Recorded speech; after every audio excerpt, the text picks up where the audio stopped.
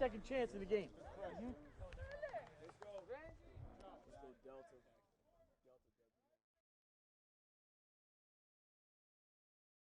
My name is Robert Pomazak. I'm the head football coach at St. Charles North High School. I'm going to be talking about our practice is everything model, talking about creating behaviors that win through a design, practice, and implementation. My contact information is listed.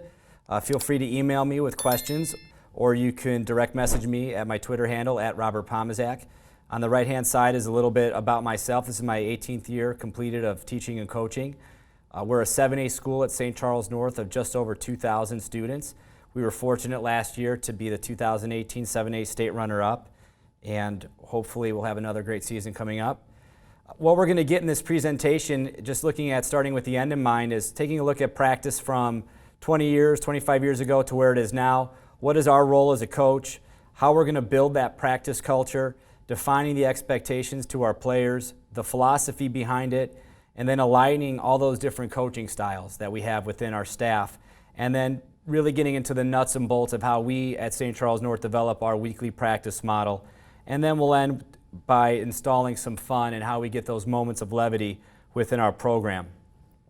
I always start with this slide for my presentations when we're talking about program development, because I think the game is undergoing a facelift, so to speak, or more of an evolution of where it was 25 years ago to where it is now. As a high school football player, you remember the polos and the Zanzibar shorts, and you can see Joe Gibbs and his staff is kind of closed off, and they're kind of going over their practice plan while the players are warming up. And then we look at where we are now in 2018, 2019 with PJ Fleck below his players' eye level, fully engaged, whistle flying. This picture has so much movement, and these two pictures side by side just tell us everything that we need to know about where practice was and where it's going. Now, I don't ever want to downplay what football has done 25 years ago. That worked back then.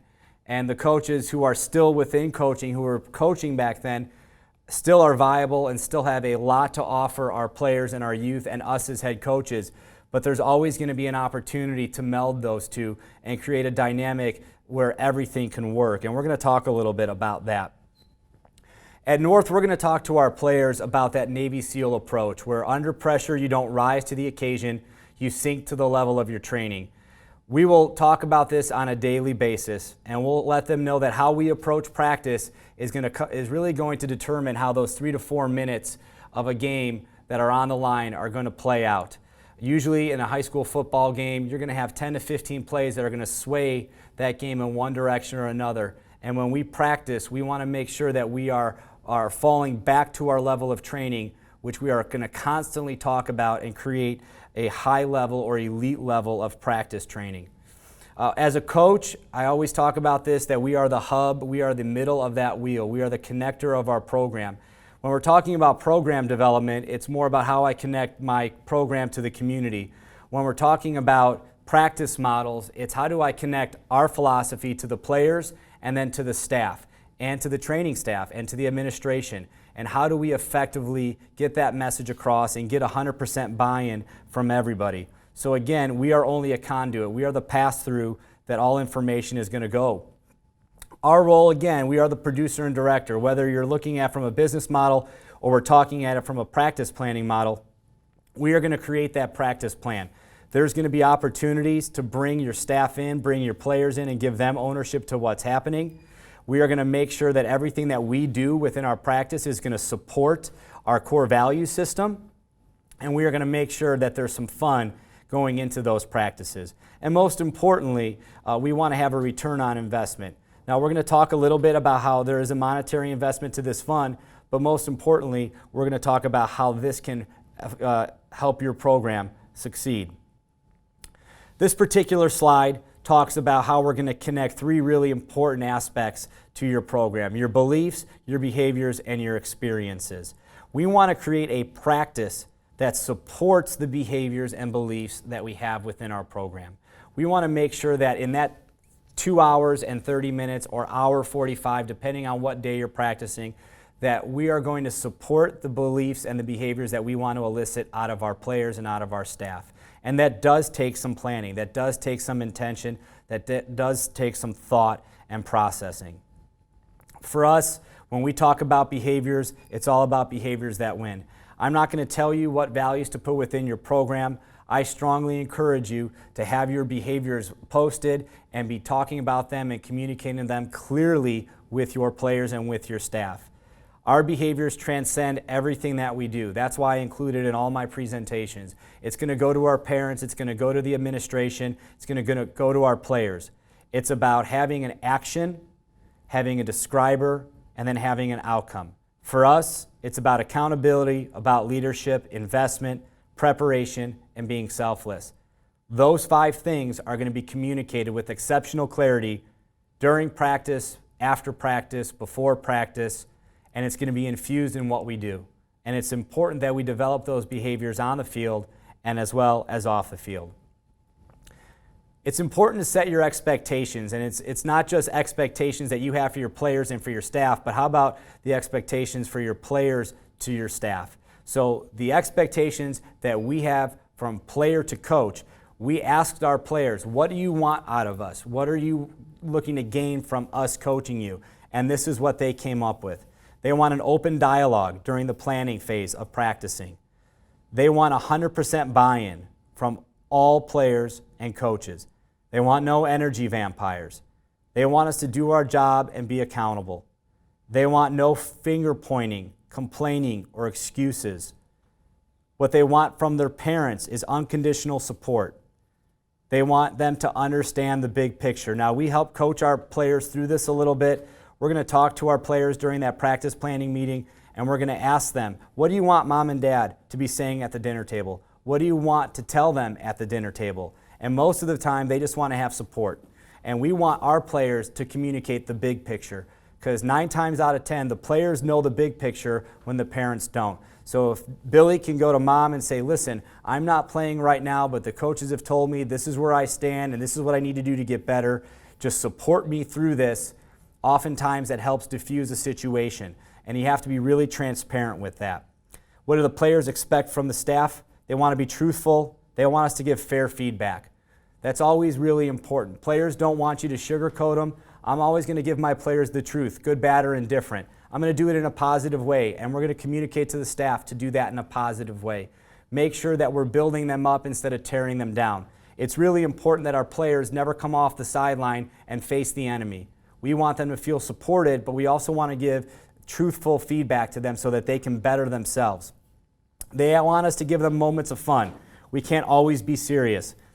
I know for a fact that sometimes in the game of football we get tunnel vision and we lose focus on what the most important thing is, and that's the fun. We're always going to remember to make that the priority in what we're doing. And we'll talk about how that can look a lot of different ways. One thing that the players implored us to do was to take time to get to know them, and not just know them on the football field. Get to know them off the football field. Do some player-coach development. Find out what your players like. Find out what your coach is like.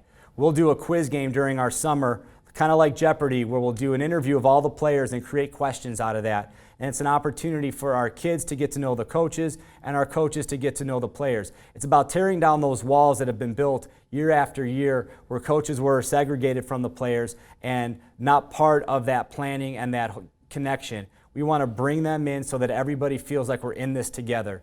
At no point do I want my program to feel like the coaches are off doing their thing and the players are off doing theirs. We're always going to win together, we're going to lose together, but most importantly, we're going to get to know each other extremely well because we spend so much time together. Our coach-to-coach expectations, I tie these into our values.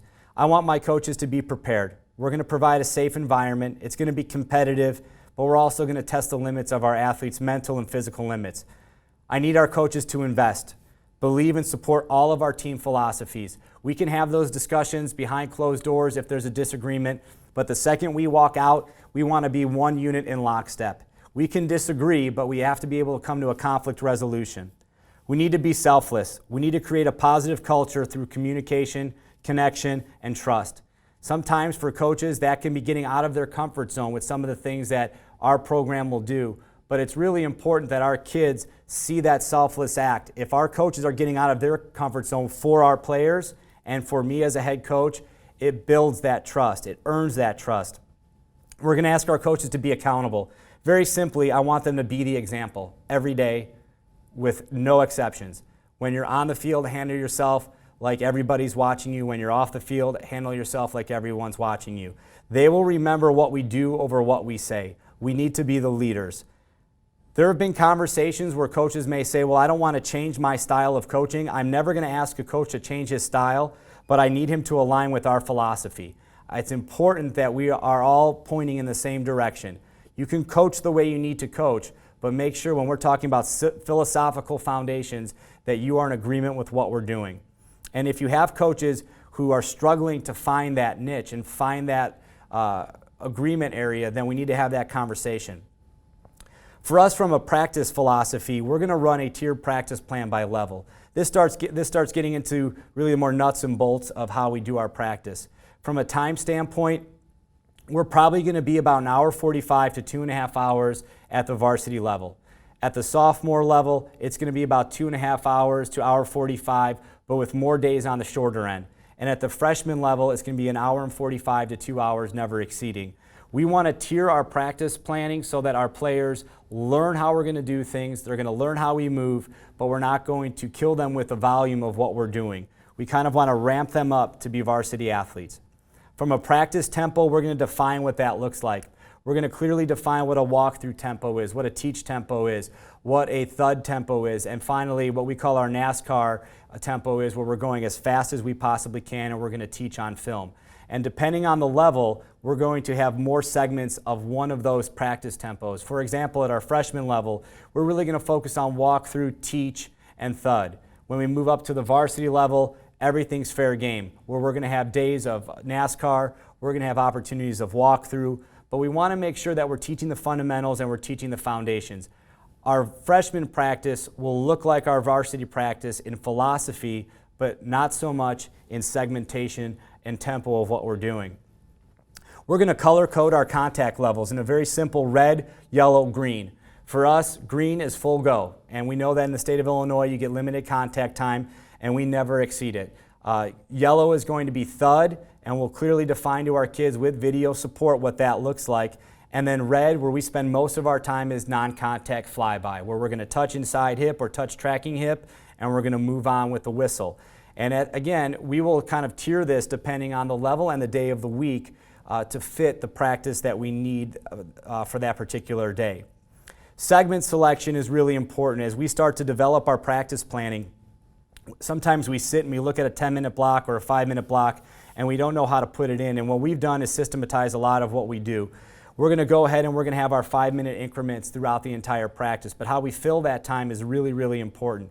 From a defensive standpoint, it might be tackling circuit, takeaway circuit, block destruction, pursuit.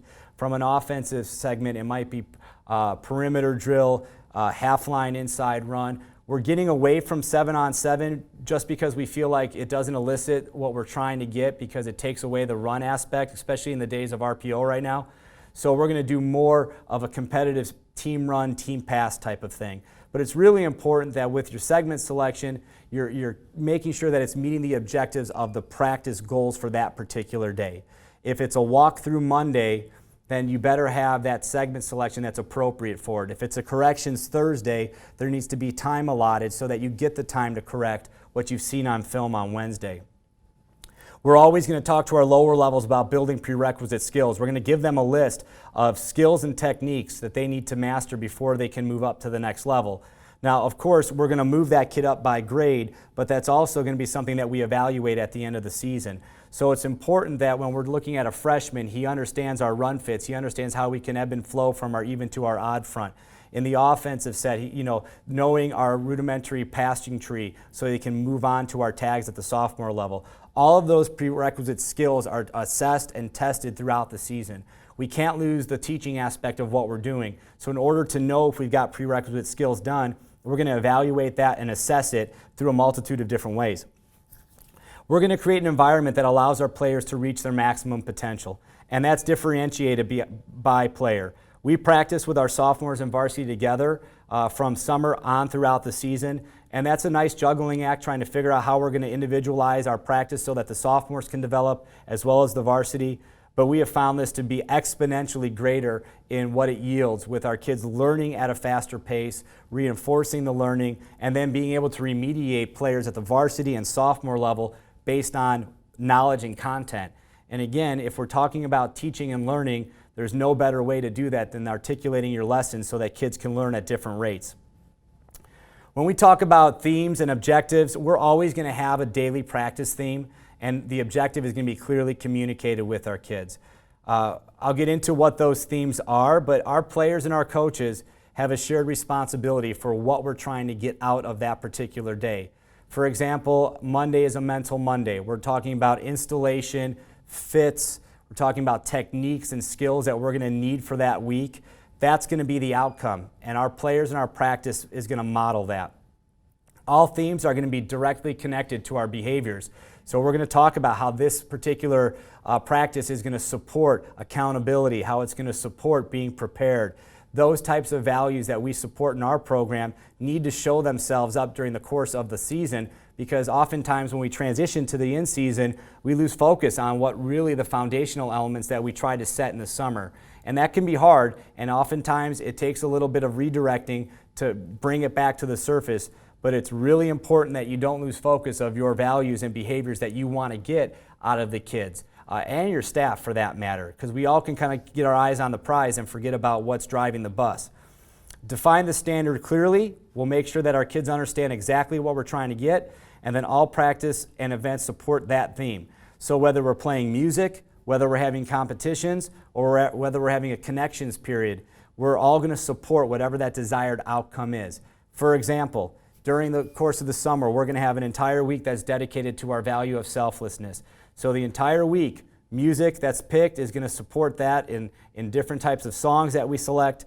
Competitions are going to be competitions created where a player is going to have to be selfless in nature. And then our connections period, our players are going to have to go off into the community and go organize a philanthropy and then use social media to publicize it so that we can vote on it as a team. All of these different things can help reinforce what you're trying to do, and it's all surrounded around practice. This is a look at our practice themes. I stole this from a gentleman down in Texas, so you can see that Mental Mondays.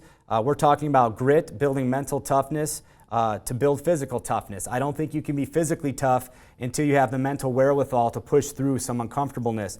But in the course of a summer or through the season, this is going to be an install day where we're going to be talking about walk-through tempo, we're going to be talking about run fits, and this is when we are installing the first foundational level of whatever it is we're doing, whether it's a game plan during the season or if it's an offensive install during the summer or defensive install during the summer. Our Tuesdays are called Tempo Tuesdays, and again, this tempo can look a lot of different ways, and we'll clearly define that. And we'll kind of wave tempo this throughout the entire practice, where we'll have moments of high tempo where we're going to rep and coach on film, but we're also going to have moments where we're teaching and doing some walkthrough time. But the idea is that we are constantly building our kids up so that when we get into the season, we are the best conditioned team in the state. We are never going to put a 15-minute sprint period into our practice. I don't believe in putting kids on a line. It's boring. I don't like looking at it. We are going to condition through practice, and we're going to condition through repetition. And I think if we can take our focus off of that and put it into viable opportunities and repetition where kids can learn, you're getting the best of both worlds. Effort Wednesday, this is going to be our stress test for our install, and I'll kind of dive a little bit deeper into that in a second. But we'll have a short practice on Wednesday, and everything is surrounded by effort. We're going to be filming everything. It's all going to be a NASCAR tempo where we're kind of flying through it. We're going to coach on film, and the first thing we're coaching is our players' efforts. And our coaches have a chart, and they're going to be tallying and grading out based on effort and execution. But then at the end of every practice, we have one coach who that entire practice has been looking at players' effort. And he's going to pick one player out to win a t-shirt, and that's going to be our player of the week, who is then going to be a captain for our coin toss at the Friday game. We call it Effort Patrol, and our kids don't know who it is. Our coaches don't know who it's going to be till the start of practice, and it's kind of a fun game because our kids start to try to figure out who's on Effort Patrol, and they have no idea, so everybody's giving full effort. And sometimes when they're not, it's a great opportunity to redirect them. On Thursday, we call that Attitude Thursday. If we're talking about summer, we're really looking at everything matters and being positive on the football field. If it's a game prep week and we get into Thursday, It's about that mindset. Winning starts in the mind. Thursday, everything is going to be positive. We're going to make sure that everything going into the kids' mind is something that's going to build them up. We're going to talk about the different things that might happen in a game and the answers that we have for that, but we're going to walk off that field knowing that we're going to be victorious. And then Friday for us is payday. Simply put, we're going to go out and collect what's ours, and that's when we get paid. And our kids have really bought into this. Our parents have bought into this. On Twitter, they'll start putting dollar signs on their Twitter handles and whatnot. And it's just a fun way for our kids to go out and play fast and have some fun. Coming into this community, the idea was, when was the other shoe going to drop? When were we not going to be successful? And the idea of mentally preparing our kids that we are always going to win and that we are always going to collect what's ours has been something that we've kind of prided ourselves on. And we've built an internal mental toughness through that mentality. This is kind of our culture plan for our practice. I really think it's a good idea to do something along this line as an organizational tool. So if I'm looking from left to right, Monday we're going to have our theme, which is Mental Monday. Our music, this is me picking it, so Motown Monday. Tuesday is Techno Tuesday, Wednesday, Western Thursday. But throughout the season, and especially in the summer, we'll have our players pick the music and they'll make a playlist. Obviously, it has to be clean, it has to be appropriate, but they will select the playlist and the themes for the music for the entire week. It's just something that, I got sick of picking music because that was just another thing to do, but then now the kids are having fun with it, and you'd be surprised as to what they listen to. I think we had Barry Manilow during our semifinal week, and I think we played Christmas music during the state championship week. So it's just fun, something to kind of take the focus off of the game a little bit. We'll always have a competition. We'll do a 5-minute brain break throughout the course of practice where our kids get a chance just to sit off to the side, and we'll have 2 kids or 3 kids come up and do a competition. I'll put a different positional coach in charge of that competition, and they can pick whatever they want as long as it doesn't involve a football. It's just an opportunity for the kids to kind of have some fun, laugh at each other, and we'll do this throughout the entire season. Again, you have to communicate what your expectations are because there might be some brushback from coaches who are, chomping at the bit to use that 5 minutes. But I feel it's important to get something, give a little to get a little as far as practice goes. And at the fast tempo that we practice at, I think a 5-minute brain break, an opportunity to laugh at each other is just something that's good for everybody, including the coaches. Again, we're going to talk about energy and tempo. We're going to place a high importance on how fast and how much energy we put into the practice. We want to have more excitement than anyone in the state, and this really begins with the coaches. At no point should the coaches be walking, and it's one of those things that our coaches have bought into. If we're going from one station to another, if we're on a circuit, or if we're going from inside game to a team, our coaches are going to be down there sprinting to get to the next drill, and our players buy into that. When they see a coach who's out hustling a player, they can't help but work a little bit harder. I really want to talk about warm-up. I think the warm-up is a time, if you do a true dynamic warm-up, which I know some teams don't anymore, but if your kids are lined up and they're going through that segment, have your coaches be a part of it. One of my goals is to touch every kid in our program at that point, whether I'm giving a high five or giving pound and nugs. I've got handshakes with about 12 or 24 kids that will go through the handshake, and I expect my coaches to be doing that same thing. Connect with the players. Have your D-line coach talking to your wide receivers.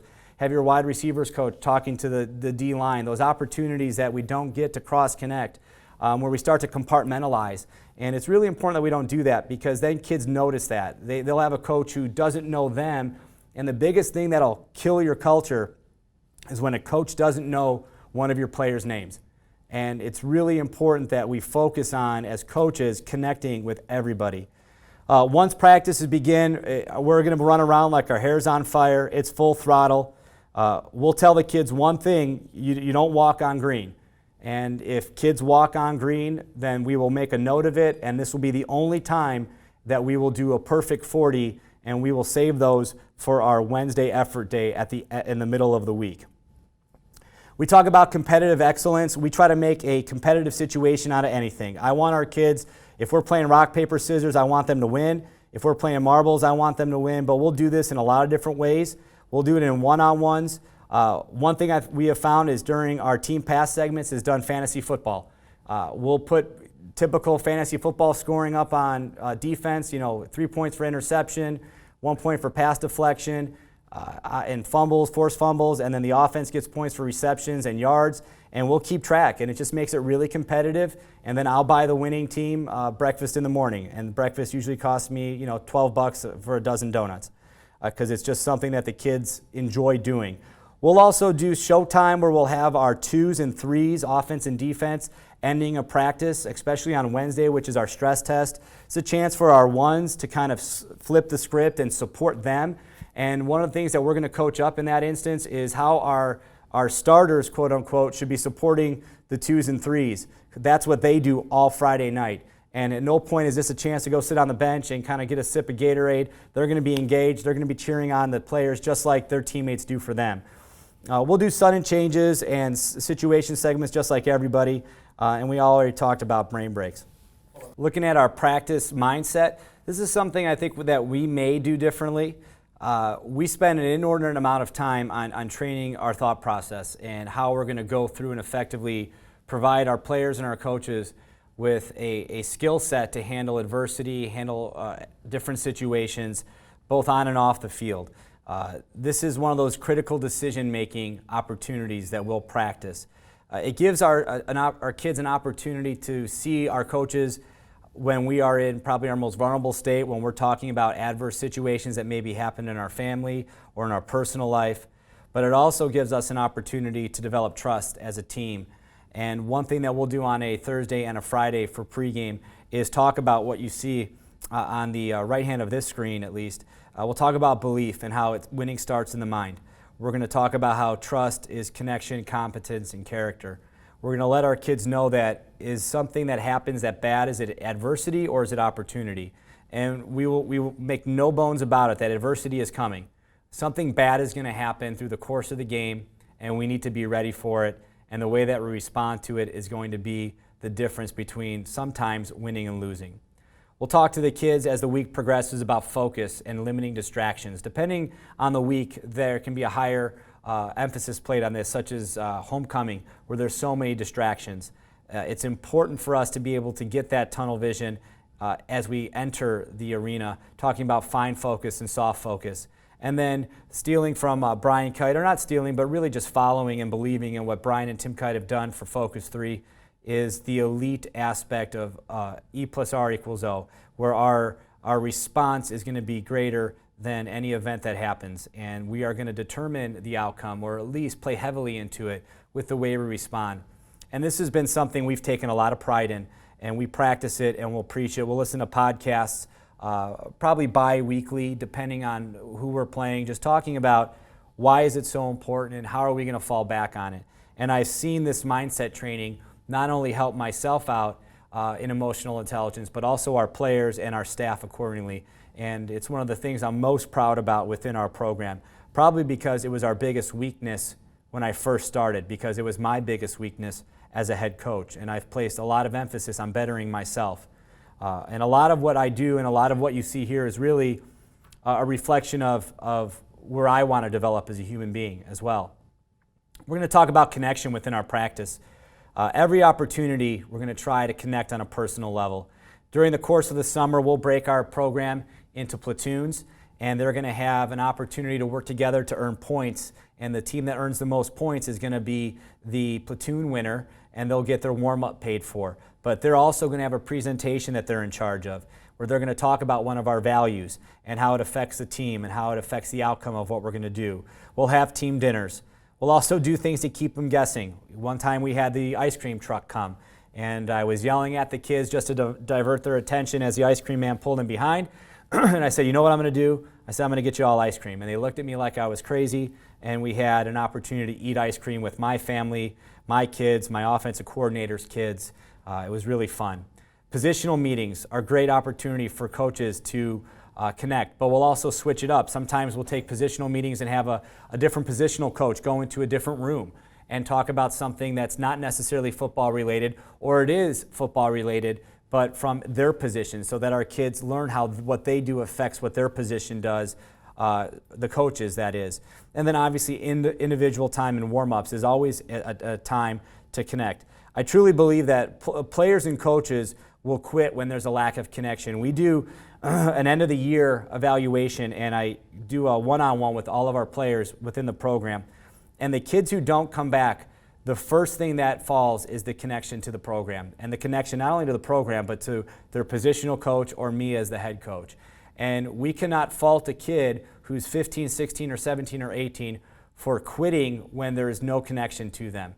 Their developmental mind is not ready to handle a lack of connection. And we as adults have to do everything we can, regardless of how busy we are or how important this game is or that game is. We have to make sure that we're connecting with these kids on an emotional level. One thing that we're known for at our program is fun. And we had an article written about us in the Chicago Sun-Times, and it did two things. It brought a lot of attention to our program, which is awesome because that yields opportunities. But then it also puts your program out in the forefront, and you have to live that every single day. So first thing is, by no stretch of the imagination is everything we do going to be fun. We're going to work really hard in our program. We're going to push the kids, and we're going to get them out of their comfort zone. But we're also going to take time to truly have some fun. And I like laughing. I'm a kid at heart. I don't teach and coach because I want to be serious all the time. So we'll take 5-minute brain breaks, like I said. We'll put a coach in charge of those brain breaks, and we're going to get those program kids involved in it. One thing that we did for one of our platoon challenges was we had those two pool noodles. And we put two kids in the center of the field, and they had a jousting match where they had to use them as swords. And if they hit somebody in the arm, their arm got cut off. They hit them in the leg, their leg got cut off. And it was two kids who probably don't see the field a lot, but for that 5 minutes, they were the center of attention, and every kid was cheering them on. We attached that to their platoon points. Kids want them to succeed. There's a little bit of pressure if they don't succeed, which is fine. We want to build kids up through failure as well. And it just creates for a great moment of levity, but it also works to create an experience that supports our beliefs, which is really, really important. I'm going to transition into more of like the X's and O's and how we structure our practice. This is our Monday and Tuesday model. I know it's a lot to take in, but if I'm going to focus at the top, Monday we're building the base. If we use the whole part whole theory, which we tend to do, Monday is going to be that mental day where we're going to do everything in a group walkthrough, and then we're going to segment it out so that we're kind of working on our individual skills and techniques. We will come together occasionally at the end of practice, but a lot of times we're just going to be working just with our positional group so that we have the opportunity to kind of really dive deep into that foundational level of install. We will not install things for one day. Our installs last 4 days. So we will guide the curriculum saying that we are going to just get A and B in for Monday, and then we'll dive into C, D, E, and F as the week progresses if the learning takes place. So Monday for us is truly a learning day. Tuesday is going to be more of a whole group focus. There might be a little bit of time for individual, but we're going to start to work perimeter work. We're going to try to get the team together, team run, team pass, keep it competitive so that the kids can stay engaged. Again, we do practice with our sophomores and varsity together. So for our program that works, your program might not work. We are not a 2-platoon system here at St. Charles North. We're like a 1.5 platoon. So there is quite a bit of planning that has to go into how players move about. One thing that I think is unique that we do is we will take the first week of our summer to teach our players the practice plan. And we will go through all Monday through Thursday as a walkthrough, where we are kind of getting our work done, but at a slower tempo, taking time to answer questions, taking time to troubleshoot, modify if we need to, so that the following week, our kids can hit the ground running. Backtracking further, our coaching staff will meet the week prior, and we will literally walk through our practice plan, from meeting rooms to field, looking at how we want to divide players up, looking at how we want to run individual segments, how is this going to transition, is there enough time to do this, and we'll make those modifications. Bringing the coaching staff into that developmental planning has helped us because they sometimes see things in a different light or in a more realistic light. As head coaches, we think we can put 10 pounds of poop in a 5-pound bag, when sometimes it's better to flip that around and allow the kids to learn and allow your coaches to coach. On Wednesday and Thursday, I talked about it being our stress test. We're going to look at situations, third down, red zone, goal line, short yardage situations. This is really going to be a quick practice for us. We're going to get in and out and get a lift in after we're done. This is our opportunity to go NASCAR and coach on film. Our coaches will be off to the sideline. We are going to treat this as much like a game as we possibly can. We will be in helmets and uppers only, no lowers, so we're not tackling to the ground. So in our terminology, this is a non-sprint day because we are not full contact. So we're going to get the kids in and out in about an hour and 30 minutes. That includes warm-up as well. This allows our coaching staff to go in and watch film, and we'll watch and grade that practice on effort and execution.